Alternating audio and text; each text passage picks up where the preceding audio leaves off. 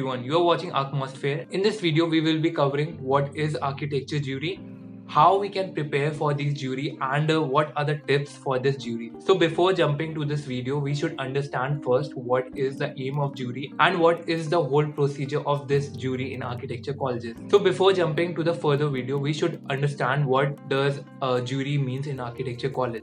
So what happens in architecture college is that for a semester you will be given a brief, a design brief, and a site according to which you have to design or whatever is the requirement of the brief. So for the whole semester you will be guided by your faculty, that will be your internal faculty, and you will be developing your design in this process. After the completion of your design, what happens is that there won't be any exam. You will be having jury for your design subject. So for the evaluation of your design that you have done in this semester, a person from architecture background or a person related to the design brief will be called to judge you on your design and on your presentation that will be given on the jury day. So in jury day, you will be presenting your design in front of these jury members, and you will be having a presentation board in which you will be presenting your design sheet. But in the case of online scenario, you might have to present your screen or share your screen. So that's the case for online jury.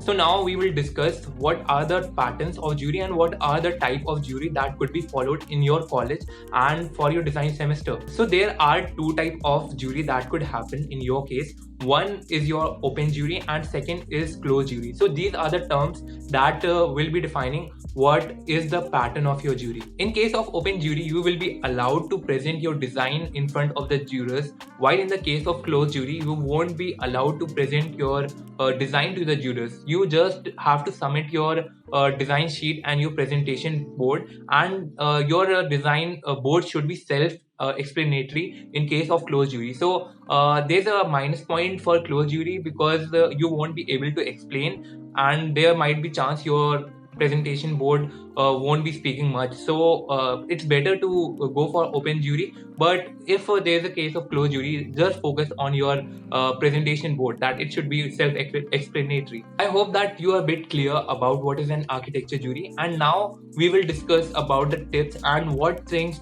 we should follow to get a better jury. So now we will talk about how to give your jury at its best by following some of the tips that I follow personally. So we will be discussing about these tips now. So the first tip from my side is that by the end of your jury, you should have answered these 5 questions. These 5 questions are who, what, why, where, and how. So if you are clear with these 5 questions and your jury is also clear with these 5 questions, your jury is actually done well because you have explained everything. In these 5 questions, what you will be answering is that in who section you will be telling about yourself, and the second question, that is what. In this you will be giving your brief, you will be explaining about your title and how you are solving the problem related to the brief. And the third question is that of why. So in this why section, you will be explaining the concept, why you have created everything that is in your design. So your concept will be in the why section. And the fourth question will be your where. Where is about your site. You will be explaining about where have you created your design. You will be explaining about your site and everything, site analysis and everything. You will be telling everything where I have done this project. So that will be coming in where section. And the fifth question will be your how. So how will be the most important question related to your design. How you have created that whatever you are speaking in your jury, you have to explain them how you have done those things that you are telling them. So that's the 5 questions that you have to answer yourself, and then you can answer these questions to the jury. Now you have answered these 5 questions to yourself, you are a bit ready for your jury. Now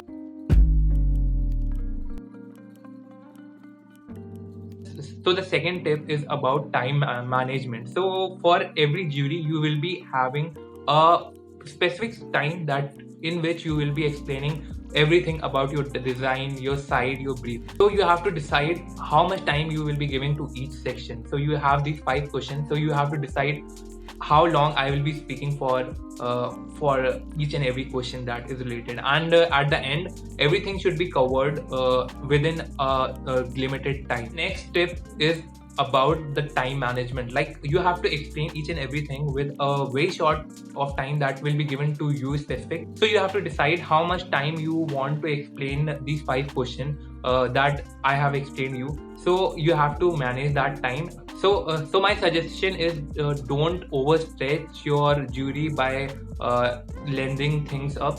So it's better to be on point and be specific to what you are explaining. So that's my tip to the time management. So the third tip is about language. The jury should be done in the language in which you are comfortable with. If you are not comfortable with English, it's not mandatory that you have to speak in English. You can use any language that juror can understand to explain your design. And the main motive is to explain your design, not being emphasizing on a specific language. So it's better to use the language that you want and you are comfortable. So the fourth tip is that you have prepared for the 5 questions that I told, and you should focus on the question that is about concept.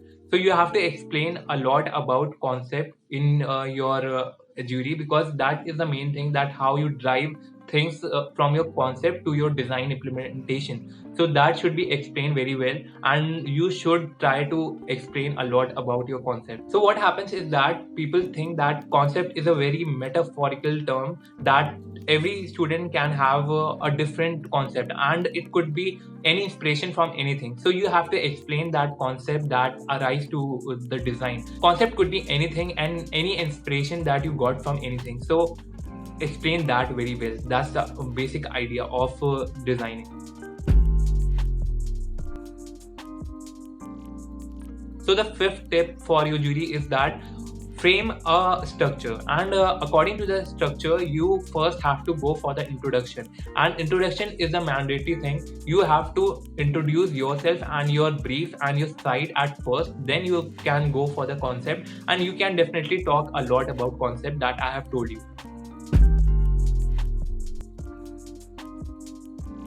So the next tip is about the structure of your jury. You have to guide your jury through your design. You can start with main entrance, you can start with your sitting areas, you can start with different arrangement of spaces that you have done in your design. You can talk about your circulation, you can talk about endless number of things in your design that you have done, and that should be very structured, and you have to guide your jury through your design, because you know your design very well, and you can explain these things very well to the jurors.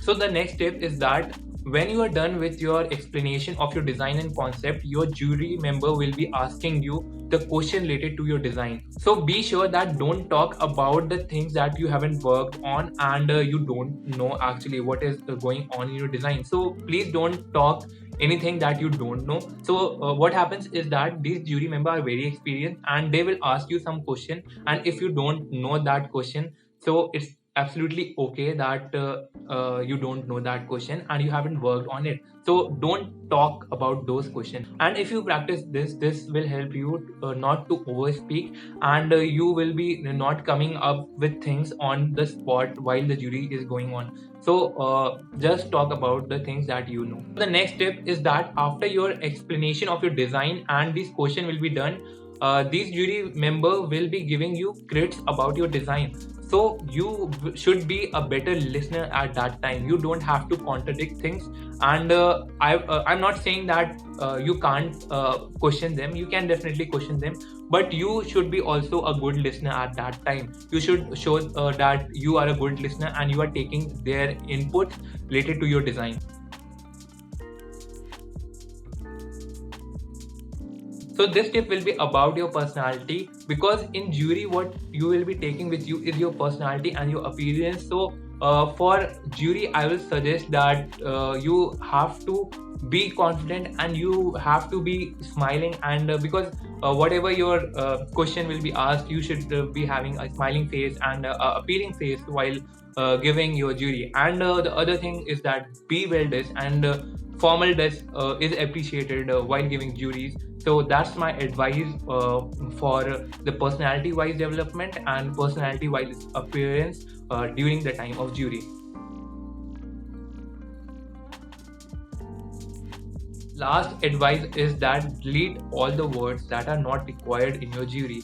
What happens is that people tend to lengthen up things and provide a lot of information, and that is actually not required. Those words who are not required while a time of jury, just leave them. So this is all about architecture juries and the tips related to architecture juries, and I hope that this video will be helpful for you in giving your jury at the best. And thank you for watching my video, and see you next time. If you find this video helpful, please consider this video to be liked, and please subscribe to my channel. And even you can follow me on Instagram. The link to the Instagram handle is given in the description, so do follow, and see you next time.